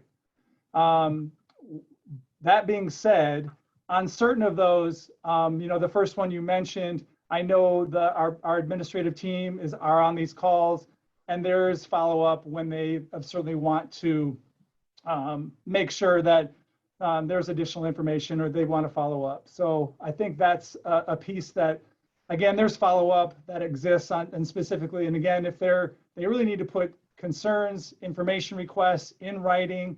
Public comment is not in writing, so that's not part of our going by policies around information, complaint processes. All of that needs to be done in writing, not in that public comment section. Okay, well, I don't know if the public is aware of that. I wasn't aware of that. I would assume if you have talked to a teacher and then a principal and then you come to the board, something needs to be done when a parent is asking what their child is being taught and wants to look at the curriculum. I think they need to be accommodated for that. So we start getting on borderline on a complaint that's in public. So again, they need to go back to our administrative team, go back to the principal, request it in writing. If they're not getting their information, we have a complaint process. My secretary usually helps our community and parents, help them, guide them through that process. So I'm directing them back to me, and we help parents make sure they get the information that they're requesting at least in a time. There is a complaint procedure process, Mary, and I don't know it off the top of my head, but I'd be happy to share that with you. And that is the way that the public, if there is something like that can get done, it's board policy, so that's the law that we follow. I did see a comment on the chat function just that said that somebody had reached out to that parent, I believe. So, or they've answered different questions when they do hear that. So. Yeah, we try to solve issues kind of at the lowest level. So again, I don't really want, I guess I want to be clear. I'm not really asking for like complaints and written, like go to your principals, contact me. We try to solve these issues. But again, if there's someone sort of randomly asks, like, I think you should do a complete review and study and blah, blah, blah. We wouldn't do that. Like that's not something that we would do just by someone requesting or saying, hey, you should really take a close look at X. You all heard that. Board leadership can decide, hey, yes, let's do a deeper dive into special education, and we would like a report, and X, you make a request of what we want, and that's done through our board leadership process, board conversation around what do you want on the agenda, those kinds of things. Okay, well, I appreciate the clarification on that, because honestly, it takes a lot of courage for someone to come up and have their notes and come to a microphone, and in my opinion, they need to have consideration. So I will, I'll put some things in writing that I think should be addressed. And then if you want to reach out to me and the board, that would be great. But for the parents that are concerned, I think they definitely need to know how to go about getting what they need. Thank you. Okay, thank you, Mary. Any other board comments? Okay, I just have two, I guess, around the topic of metrics and performance metrics. I think there's an opportunity for us to enhance North Bend School District performance metrics where they're a little more visible and transparent. And in the coming months, I'd like to work on that with the board and get input from administrators and teachers, what that might look like. But yeah, I'd look forward to doing that. And I guess the second thing is, Kevin, if you could send board members the current school year contracting plan with a list of all contracts, complete with contract value and spending to date. Do we track that on like a 1 or 2 page Excel spreadsheet, or do we have something like that? I'm not sure exactly are you referring to, like our teacher contract, classified contract? Yeah, sure, that, and whatever contracts we have with the buses, and any other educational or training, just to monitor. It's another way of us doing due diligence around what we're spending, where it's being spent, that type of thing. I guess I'd like just a little bit more clarification, like exactly what you want. So Yeah. I don't know what we can talk offline, like Sure. Specifically, what are you requesting? Yeah, I'll talk offline. Usually what I've been exposed to, this is private industry, usually it's a 1 or 2 page high level document, an Excel spreadsheet that has contract name, a brief thing of what the services provided, the estimated contract value and spend to date. And it's as simple as that. So, but we can talk about it offline. Okay. Yeah. Okay, any board comments? Or are we ready to move on? Silence is moving on and come at 8:02 p.m. Okay, board comment. Item 15, information only. Next board work session, the 21st of October. I think we have local control resolution on that one, a work session. Next board meeting, November 4th. And then there's some enrollment numbers. Other than that, I'm moved to adjourn the meeting. Second. Second, okay. All right, thanks for the time, everyone. Thank you. Thank you, everyone. Take care, thanks.